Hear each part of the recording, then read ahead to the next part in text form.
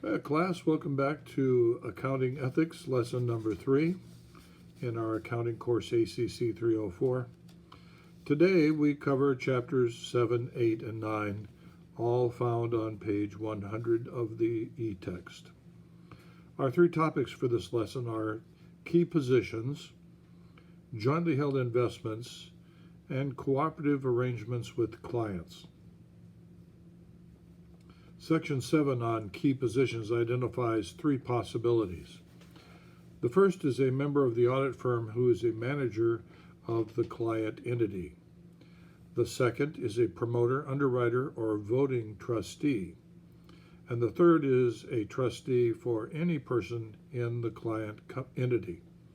The wording here is difficult to understand, quite frankly, but what we're looking at are conflicts of interest.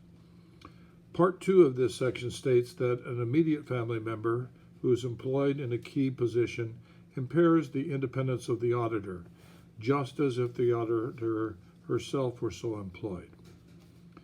Part 3 lists all of the conditions that make someone holder of a key position. All of these amount to a position that controls or influences the financial statements or substantial parts of those statements, or has influence over those statements. And again, these will compromise the independence of the auditor and are to be avoided. Part 4 deals with honorary positions. These are considered independent as long as the position is strictly honorary and the member does not vote or otherwise participate in active management. Section 8 simply states that no member of an audit team can share an investment with the attest client or any of its managers that is a material part of the member's wealth.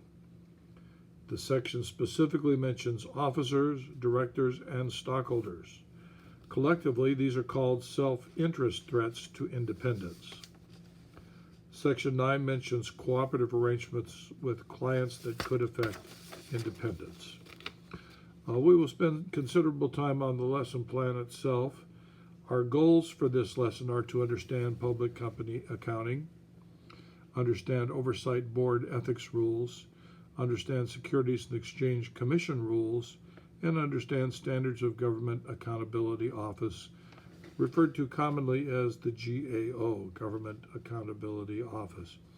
So we'll Google those terms, take a close look at what's generally said on those issues. We've looked at the three chapters. We also will discuss a number of questions in class. As always, if you are not attending class, you need to write answers to these in order to get credit. If you're attending class, we'll discuss them and you may enter into your Moodle, discussed in class, and we will give you full credit for those. Discussion questions are 4. The first one is, discuss key positions impaired independence. Key position impaired independence. In other words, how do people in key positions impair the independence of the audit? Secondly, we'll discuss key position not lacking independence.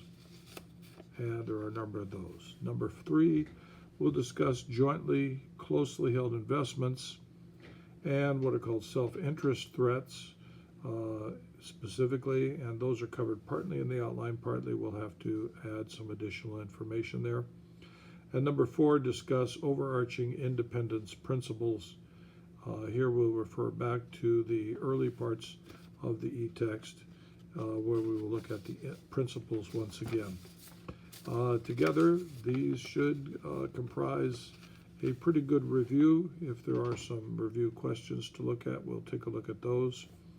And meanwhile, look forward to seeing you in class on Monday. Bye-bye.